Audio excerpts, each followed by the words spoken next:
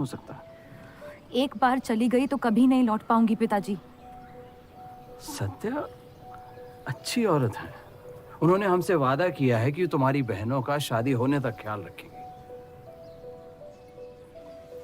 इसीलिए पढ़ा लिखा के बड़ा किया था कि एक दिन सही दाम पे बेच पाऊं मुझे। रूप, कौन बाप अपनी बेटी को हुस्नाबाद जाके किसी अनजान घर में बगैर किसी रिश्ते के रहने पे मजबूर करता है? अगर हम जिंदगी भर लोगों के घर जा जाकर शास्त्रीय संगीत सिखाए ना, तब भी तुम्हारी और तुम्हारी दोनों बहनों की शादी नहीं करवा पाएंगे। और एक बड़ी बहन होने के नाते तुम्हारा ये फर्ज है। हम जबरदस्ती नहीं कर रहे हैं बेटा। सत्या को हम बचपन से जानते हैं। वो हमसे बेहतर तुम्हारा ख्याल रखेंगे। बाकी फैसला तुम्हारे हाथ में।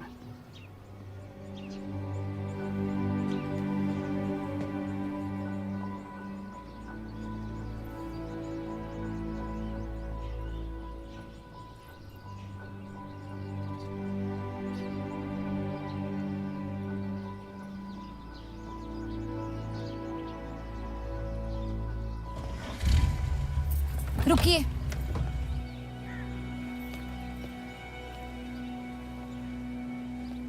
चलूंगी मैं आपके साथ, लेकिन मेरी एक शर्त है। आपके पति को पहले मुझसे शादी करनी पड़ेगी।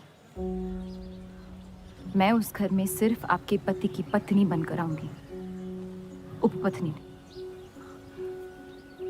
रूप, मैं बस इतना चाहती हूँ कि जब तक मैं जिंदा हूँ आप मेरे पति को जान लो, समझ लो, ताकि आपके गुजरने के बाद आपके पति मुझसे शादी कर ले।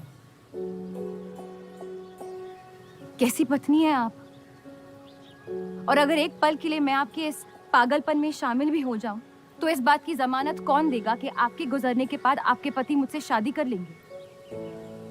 किसी भी वजह से अगर उन्होंने मुझे घर से निकाल दिया तो फिर कहाँ जाऊंगी मैं? क्या होगा मेरा? ये सब जानने के बाद कौन अपनाएगा मुझे? सोचा है आपने? मैं वादा वादा? जब आप ही नहीं रहेंगी तो आपका वादा निभाएगा कौन?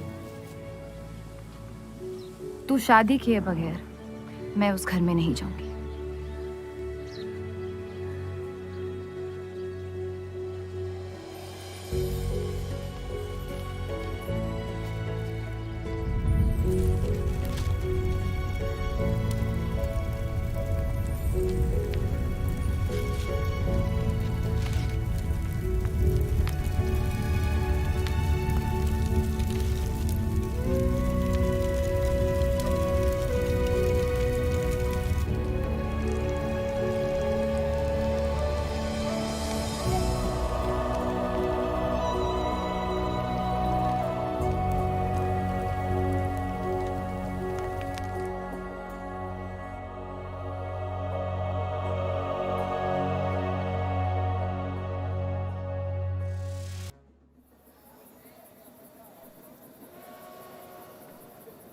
दो और लड़कियां बाहर बी के यहाँ गाना सीखने आई हैं।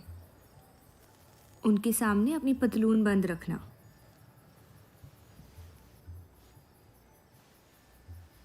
पता है, सारी हिंदू लड़कियां अमृतसर जाने की बात कर रही हैं। आप एक बार अब्दुल से बात कर ले, काफ़ी नाराज़ हैं। उस देव चौधरी ने लंदन से आते ही बंटवारे के खिलाफ आर्टिकल लिख दिया है। आज दूसरी शादी की उसने, दूसरी बीवी घर लाया है और लोग मुसलमानों को बदनाम करते हैं। देव चौधरी? हाँ मेरी जान, देव चौधरी। उसकी बीवी मर रही है और उसकी आखिरी ख्वाहिश थी कि देव दूसरी शादी कर ले।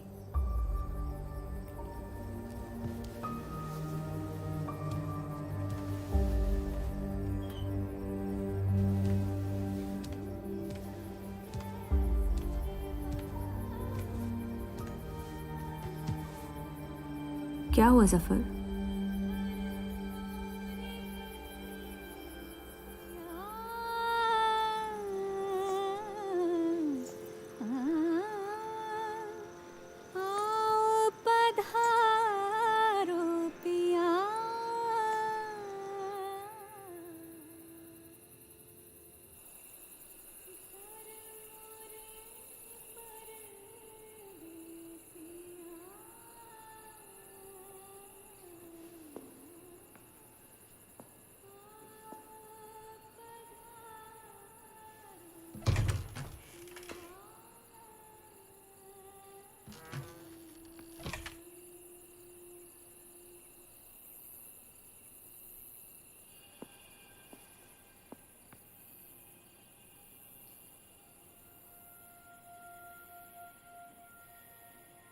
मैं अपनी पत्नी से बहुत प्यार करता हूं।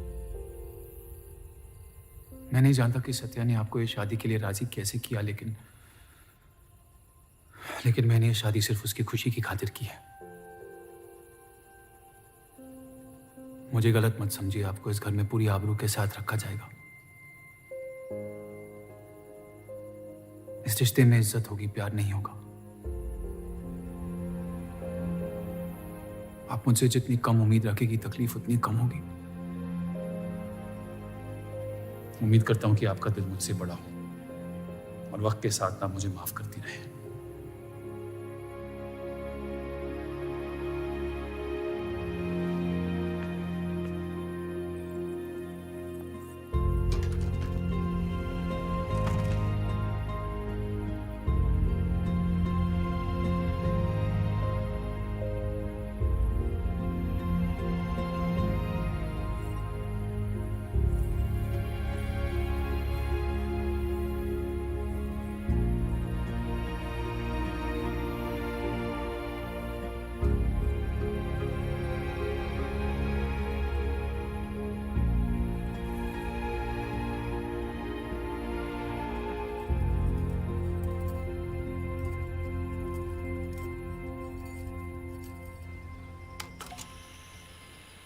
मेरे पति ने मुझे शादी की रात को ही रुखसती दे दी। क्योंकि आपने एक ऐसे आदमी से शादी की जिससे आप कभी पहले मिली भी नहीं थी। बल्कि कई दिनों तक मैं जानती भी नहीं थी वो दिखते कैसे हैं। मेरे गुस्से में लिए गए एक फैसले ने हम चारू की जिंदगी बर्बाद कर दी।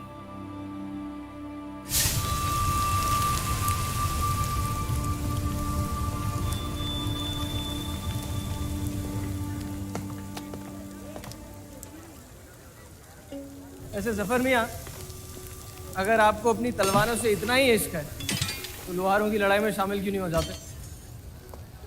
उसी लड़ाई के लिए तो तलवारें बना रहा हूँ।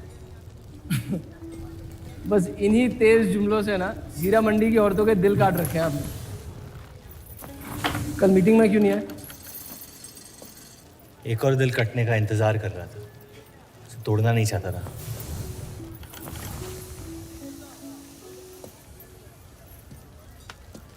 देखिए जफर मियाँ, अगर औजार बनाने की मशीनें आ गई ना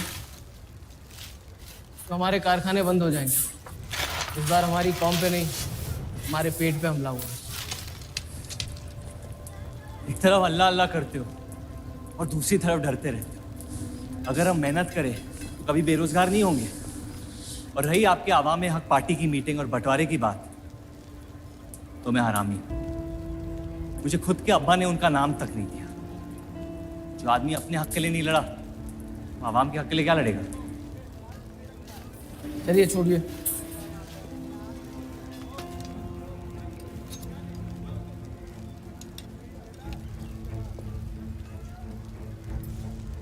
मैंने कितनी बार कहा अब्दुल मियाँ, अगर आप सच में अपना नजरिया दुनिया तक पहुंचाना चाहते तो बलराज चौधरी के न्यूज़पेपर से कोई बेहतर जरिया नहीं है।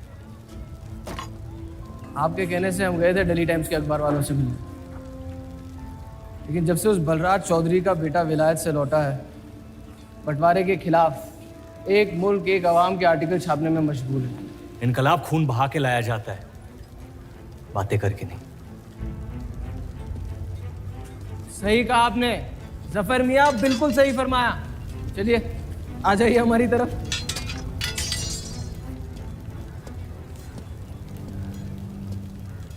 गलत ना समझे मुझे, भाई है आप मेरे, जान दे सकता हूँ, लेकिन सिर्फ आपके लिए। बस मुझे इन चौधरियों के मसलों से दूर रखिए आप अब्दुल मियाँ।